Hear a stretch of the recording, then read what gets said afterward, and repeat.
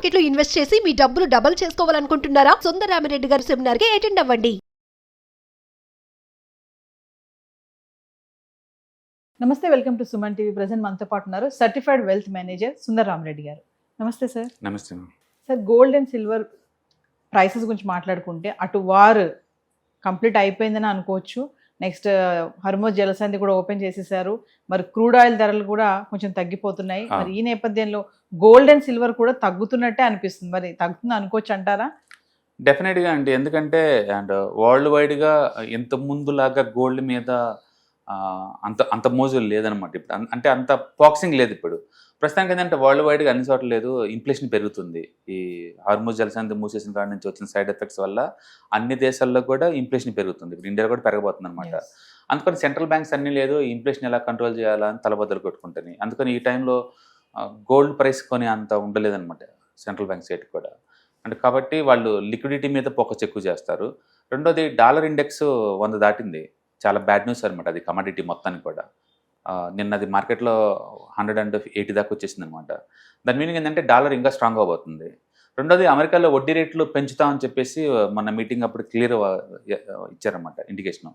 That means ఏంటంటే ముందు రోజుల్లో వడ్డీ రేట్లు పెరగడమే తప్ప తగ్గే ఛాన్స్ ఎక్కడా లేదు. గోల్డ్కి డిమాండ్ రావాలంటే వడ్డీ రేట్లు బాగా తగ్గాలి. వడ్డీ రేట్లు బాగా తగ్గితే గోల్డ్కి డిమాండ్ వస్తుంది. ఇప్పుడు వడ్డీ రేట్లు పెరిగేలాగా ఉందనుకోండి, సేఫ్టీగా అక్కడే నాకు ఎక్కువ డబ్బు వస్తుందని అట్టే షిఫ్ట్ అవుతారనమాట. రెండోది ప్రపంచంలో ఎప్పుడూ లేదు, గత 35 yearsలో జపాన్లో ఫస్ట్ టైం వడ్డీ రేట్లు పెంచారు. ఎంత దారుణంగా పెంచారంటే 1%. ఇప్పుడు దాకా టోటల్లీ ఫ్రీ అక్కడ దేశంలో. అలాంటిది ఇప్పుడు అక్కడే 1% అయింది.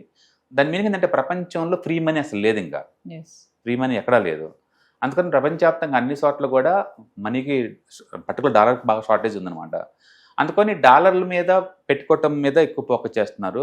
మినిమం వడ్డీ నాకు గ్యారెంటీ అన్నట్టు జనాలు ఫోకస్ చేస్తున్నారు. అందుకని ఈ టైంలో లాస్ట్ ఇయర్ లాగా గోల్డ్ సిల్వర్ కొంటారా అంటే కొనకపోవచ్చు ఆ రేంజ్లో కూడా.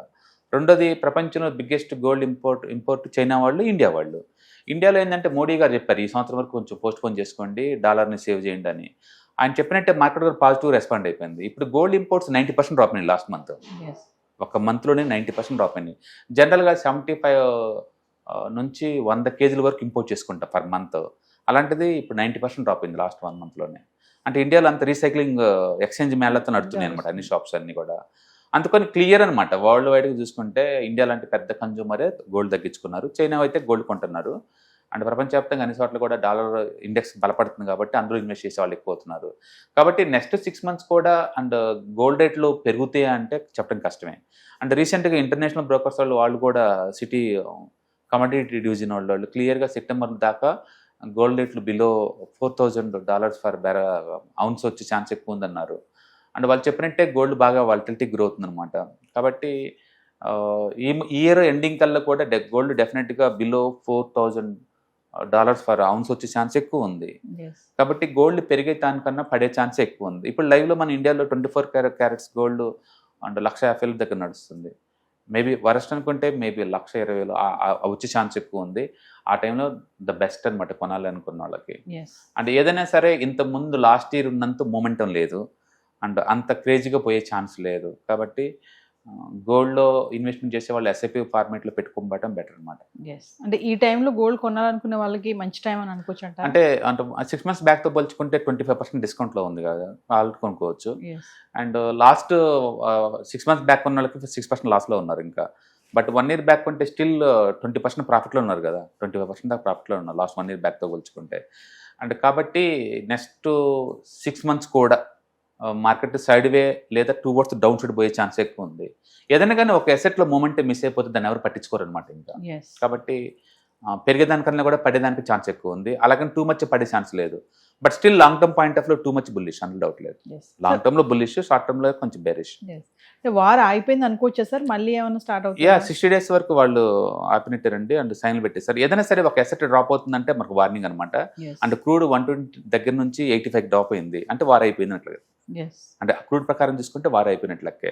బట్ స్టిల్ పాత క్రూడ్ వస్తుందా అంటే అంత ఈజీ కాదు. ఎందుకంటే అవి రిపేర్లు అవి జరిగి అంత క్రూడ్ రావడానికి ఎక్కువ టైం పట్టింది అనమాట. నేను అనుకోవటం ఏంటంటే క్రూడ్ విత్ ఇన్ ద 1 yearకి అది బిలో 50కి వచ్చేస్తుంది, $50కి. Yes. ఎందుకంటే క్రూడ్ $120 పెరిగింది డిమాండ్ వల్ల కాదు, సప్లై అండ్ డిస్టర్బెన్స్ వల్ల పెరిగింది అది. బట్ ఇప్పుడు ఏమైందంటే ప్రతి దేశంలో కూడా వాళ్ళు ఆల్టర్నేటివ్ చూసుకున్నారు. ఇప్పుడు ఇండియాలో ఉందనుకోండి, అండ్ గ్యాసిఫికేషన్ బీయింగ్ చేశారు కోల్ నుంచి. అంటే మన వాళ్ళు ఇంత ముందులాగా యూరియా కానీ అమ్మోనియం కానీ ఇంపోర్ట్ చేసుకోరు కదా ఇంకా ఎప్పటికీ, Yes. ఎందుకంటే ఇది ఆల్టర్నేటివ్ తయారు చేస్తున్నారు కాబట్టి.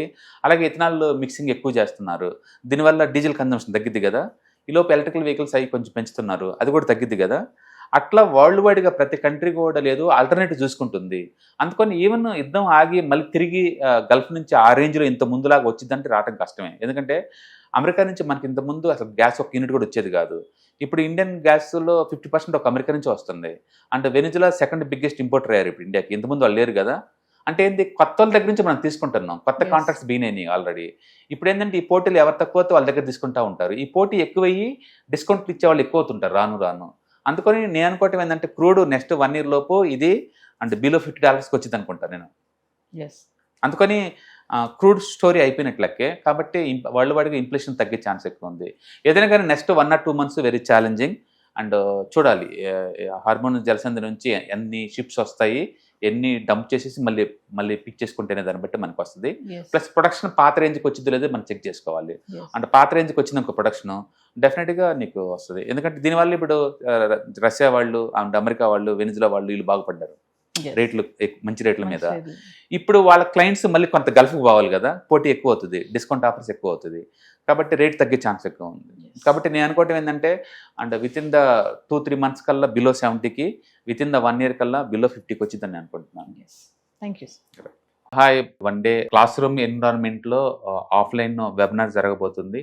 అండ్ ఇంట్రెస్ట్ ఉన్న పార్టిసిపెంట్స్ ఈ కింద స్క్రోల్ అవుతున్న నెంబర్కి రింగ్ చేసుకొని సీట్ బుక్ చేసుకోండి. దీంట్లో ETFs, index funds and mutual funds మీద completely and hand holding experience మీకు ప్రొవైడ్ చేయబడుతుంది. దీని ద్వారా ఏంటంటే మనం ఎసెట్స్ని స్టాక్ మార్కెట్లో ఎలా మేనేజ్ చేసుకోవాలి, ఎలా గ్రో చేసుకోవాలి, ఎలా ప్రొడక్ట్ చేసుకోవాలో అంటే ప్రాక్టికల్గా నేర్చుకుంటారు. కాబట్టి ఇంట్రెస్ట్ ఉన్న పార్టిసిపెంట్స్ కింద స్క్రోల్ అవుతున్న నెంబర్కి పింగ్ చేసి సీటు రిజర్వ్ చేసుకోండి. Thank you.